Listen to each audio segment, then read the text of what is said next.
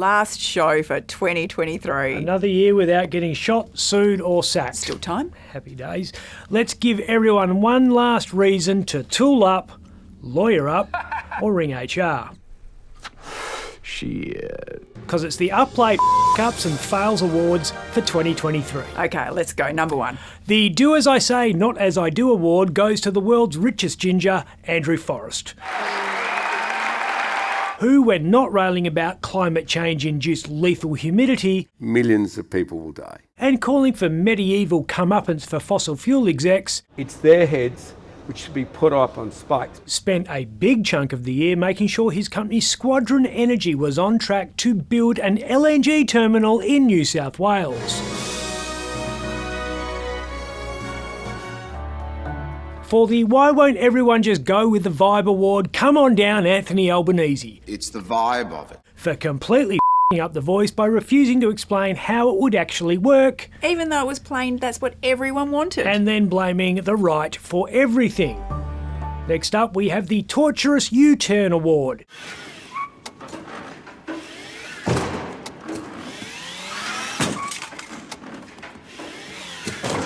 Congratulations to the West Australian Government, whose mishandling of the Aboriginal Cultural Heritage Act made The Voice look like a public policy triumph. Elon Musk wins 2023's Self-detonation medal. His tireless work peddling anti-Semitic conspiracies was eclipsed only by his disdain for those who called him out. Go f*** yourself. At least now we know why he called it X. Go f*** yourself. The Could Fall Out of a Boat and Not Hit Water award is jointly assigned to underworld frenemies, the Rebels and Mongols outlaw motorcycle gangs for that ridiculous drive-by shooting in Baldivis.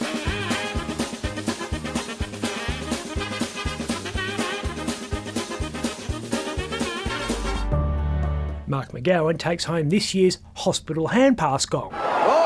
After offloading the ball early in the second half, he was able to watch Labor slowly implode in Technicolor and Dolby surround sound, courtesy of the 80-inch TV he had installed above his jacuzzi, so he can watch the unfolding shit show whilst running himself a relaxing money bath with the cash he's hauling in from corporate Australia. Not the worst award. There is one worse. The "this shit sandwich tastes even worse than it looks, Jesus Christ, can someone get me some Listerine" trophy goes to Roger Cook, for obvious reasons. The "I didn't know we were hot desking, oh wait, everyone's just quitting" award goes to FMG, where executives are coming and going so fast the miners' HR department is clocking more billable hours than Twiggy's divorce lawyers. Oh, ouch. Still on billionaires, the "Why would you even try to fight" award goes to every business executive in Australia who tried to stop Gina Rinehart buying anything she wanted, at any time, anywhere. The "Timing is everything" accolade goes to Perth dealmaker and Mr. Sandy Angie, Mike Angie, who managed to step over the blood on the floor of this year's APM share registry because he sold more than $30 million worth of stock well before things went pear-shaped. The Angie family's nemesis, Basil Zemplis, was a standout candidate for the 2023 Political Cocktease Award for his "Will I or Won't I Stand for the West Australian Parliament" charade. And we're still none the wiser.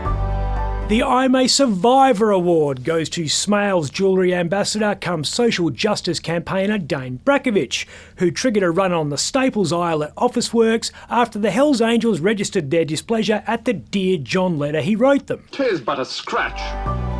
The Let them eat cake prize goes to former RBA Governor Phil Lowe, who couldn't understand why the peasants got upset when he lamented the cost of living crisis at a gala dinner attended by multi-millionaire members of the landed gentry. Australian business royalty Richard Goyder gets this year's Ostrich Award. Rich spent most of 2023 with his head in the sand as Qantas lost everyone's baggage before realising he needed to lose some baggage, and then realising he was the baggage.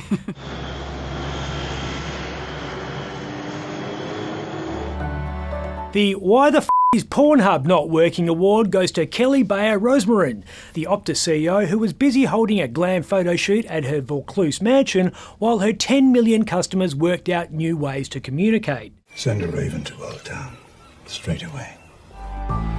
The 2023 Holy Shit That Was Close award was snapped up by mining giant Rio Tinto after 2 stellar submissions. First in January with the loss of a radioactive capsule, which by some small miracle was found on the side of a road 3 weeks later, and then in August when the company nearly routed another ancient rock shelter, this one near Tom Price. And finally, the ABC got the I Want My 8 cents a day back award for sacking respected political editor Andrew Probyn, allowing rampant activism to masquerade as journalism, getting slagged by its own talent, and threatening to axe our local bulletins. That's it for 2023. Well, that's only 17. You got 3 more in you to round it up to 20. PwC, West Coast Eagles, Yeah. and Barnaby Joyce. Well, I went to the pub and watched them on the weekend, but I think, and you'll see it on the Facebook post, I think we're watching the wrong game. I reckon there's a good chance you could get a lawsuit out of that lot. And anyone is free to do that. In fact, here's the postal address for any parties who felt aggrieved about the last 12 months of our news analysis. A Grinch to the very end. I'm Ben Harvey.